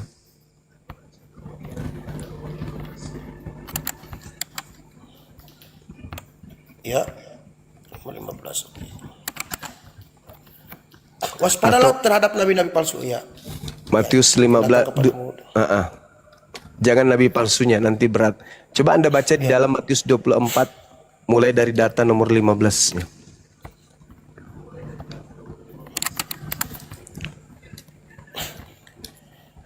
Jadi apabila kamu melihat pembinasa keji berdiri di tempat kudus, menurut firman yang disampaikan oleh Nabi Daniel, maka orang-orang yang di Yudea haruslah melarikan diri ke pegunungan. Oke? Iya. Di situ dikatakan apa? Apabila kamu melihat pembinasa keji berdiri di tempat yang suci, menurut firman yang disampaikan oleh Nabi Daniel. Maksud Yesus di sini adalah pembinasa keji, orang yang membinasakan manusia, duduk pada status yang suci. seperti nabi, rasul. Dia pembinasa keji ini memiliki titel yang suci, rasul, nabi, sebagaimana yang difirmankan, yang disampaikan firman Tuhan yang disampaikan kepada Nabi Daniel. Coba Anda baca Daniel berapa? Daniel 7 nomor 25. Dia akan mengucapkan perkataan yang menentang yang maha tinggi, akan menganiaya orang-orang suci milik yang maha tinggi. Ia berusaha kemudian merubah hukum. Siapa itu? Orang pembinasa keji yang duduk di tempat suci, seakan-akan dia rasul, padahal dia pembinasa keji. Ciri-cirinya seperti yang digambarkan oleh Nabi Daniel, melawan perkataan yang maha tinggi, memutarbalikkan hukum. Mohon maaf Bang Juma, Daniel 7 nomor 5 lain Bang Juma ini. Nomor 25. Oh maaf ya. Iya, silakan. Nah sekarang ketika Tuhan mengatakan dalam Kejadian 17 nomor 14, bunuhlah orang yang tidak bersunat nonotnya, karena dia telah membatalkan perjanjian kekalku. Paulus mati enggak? Mati, dibunuh. Kenapa? Karena dia telah membatalkan perjanjian kekal Tuhan. Di dalam Galatia 5 nomor 2 dia tekankan, barang siapa yang bersunat, Yesus Kristus tidak berguna baginya. Maksudnya iblis yang datang kepadanya itu tidak berguna. Karena iblis suka yang najis-najis. Iblis suka yang kotor. Kalau ada yang bersunat, iblisnya tidak berguna bagi dia. Orang itu tidak berguna bagi iblis. Orang beriman berguna enggak bagi iblis? Enggak. Orang yang menyunatkan kulupnya orang beriman enggak beriman. Berguna enggak orang beriman ini untuk iblis? Tidak. Yang berguna bagi iblis adalah orang yang tunduk kepada aturannya. Apa itu? Jangan kau turuti perintah Tuhan. Lawan. Ketika Tuhan mengatakan jangan ada ilah lain, jangan ikuti. Kalian harus berilahkan kepada Yesus juga. Karena Yesus juga itu adalah ilah, satu hakikat dengan Bapa. Ketika Bapa mengatakan kuduskan hari Sabat, iblisnya mengatakan jangan, kau harus kuduskan juga hari Minggu. Karena itu adalah hari suci untuk kalian. Itu adalah hari kebangkitan. Ketika Tuhan mengatakan jangan makan babi, makan babi. Karena tidak ada yang halal, tidak ada yang haram, semuanya baik. Ketika Tuhan mengatakan sunat kulupmu, jangan. Tak ada orang yang selamat karena menyunatkan nonotnya. Itu yang dikatakan oleh Yesus. Apabila kamu melihat sang pembinasa keji berdiri di tempat kudus, maka dia akan memutarbalikkan firman Tuhan dan melawan kemudian yang maha tinggi. Yang maha tinggi mengatakan apa? Keluaran 20 yang Anda bawa tadi. Jangan ada ilah lain di hadapanku. Jangan kau membuat ilah lain. Jangan. Orang Kristen membuat ilah bernama Yesus Kristus dan juga Roh Kudus. Sejak kapan Yesus Kristus ini ilah? Sejak kapan Roh Kudus ini ilah?